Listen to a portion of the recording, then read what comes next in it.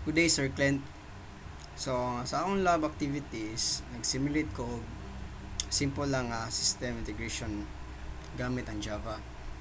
So, na ako subsystem A dire, na ko subsystem B, na ko student.java. So, 3 nakabuka components. So, ang subsystem A na ako is mo na ang data provider. So, unsay trabaho niya? So, siya ang nag-generate sa mga list sa akong gibuhat nga mga student list, which is kani sila na. So sa subsystem B is mo na ang consumer. Siya ang nag-process o nag-display sa ako ang data gamit ang GUI na ako, kani siya. So ang kaning gamit pud sa student.java is mo na akong model class. So nagbuhat ko na para mas limpyo o mas klaro sa structure na ako sa data.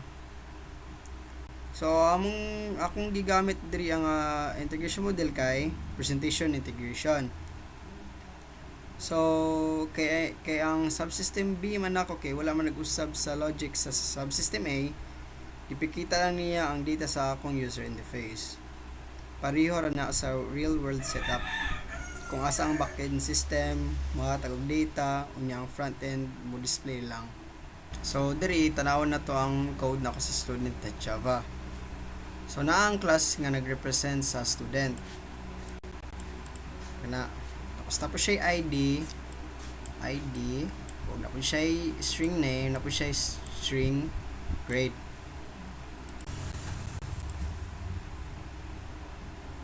And sa ako ang subsystem nga A.java, as you can see here, na siya student entries. So, nag-return ni siya og list sa mga student nga naka-format nga katong nasa mga string. So, sa subsystem B.java na ako kay na akong gi-parse ang strings diri. So, kibali gi-group na ako ang mga student by A, B, C. So, alphabetical order siya para mas hinlo po siya. So, starting sa A, na ay B, na ay C, hantod sa so forth and so on. And so, inigira na ito ni mo-display sa GUI gamit ang Java Swing.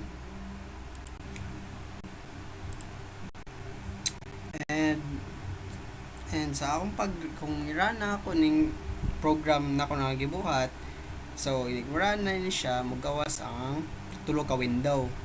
Na section A, na section B, na po section C. And naka-alphabetical order na mga students ana.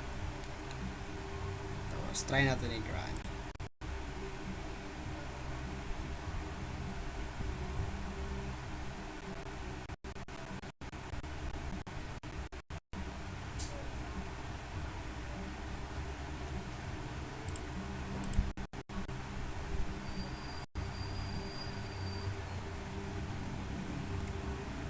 As you can see here, sir, so sa section A, ang pilan nun, Markville.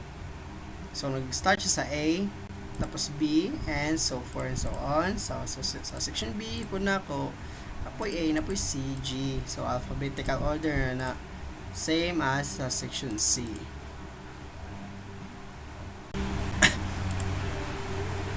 So, kung atong tanawon na akong demo, so simple lang siya nga integration sa duha ka subsystem. Pero kung i-relate nato sa tinuod nga kalibutan, like in real life, daghan kayo challenges nga mas komplikado pa jud sa una. Data format mismatch tawag ato. Sa akong example sa subsystem A, naghatag ko data dito nga naka-string ang format. Then sa subsystem B, kinahanglan pa jud nato na siya i-parse o i-split aron makuha nga ID, name o grade. Kung lahi ang format manggod kay sama sa JSON o XML kay kinahanglan pa nato i-adjust ang parsing. Sa real world systems, mo ni ang common nga problema kay lain-lain og format ang mga application. Ikaduha kay structural differences. Usay ang usa ka system nag-provide og data nga kulang og fields or lahi ang pangalan sa mga attributes. So, na may employee ID dito pero ang payroll system nag-expect og ID number. So mao ni ang hinungdan nga kinahanglan nga mapping og transformation para mag-match ang duha. Ikatulo kay ang ETL, extract, transform, and load. Mao ni ang proseso nga pagbuhat sa dagkog mga companies. Kung mag-itrigit sila og data gikan sa lain-lain nga resource, extract ang load data, transform aron ma-align sa structure nga kinahanglan og load nga adto sa target system nila nga gibuhat. So sa akong kamay nga demo, nagpakita ra diri ang simple nga pamagi, gi-extract ang strings, gi-transfer pinagi sa parsing, og sorting og gi-load adto sa GI tables. Sa real world daghan kayo og samples like school systems, like finance software, na po'y payroll. Well, diri as ako kay simple lang nag-represent sa tinod lang nga problem sa integration. Ang pain points nga mong sa akong na-experience kay sama sa parsing ug sa grouping.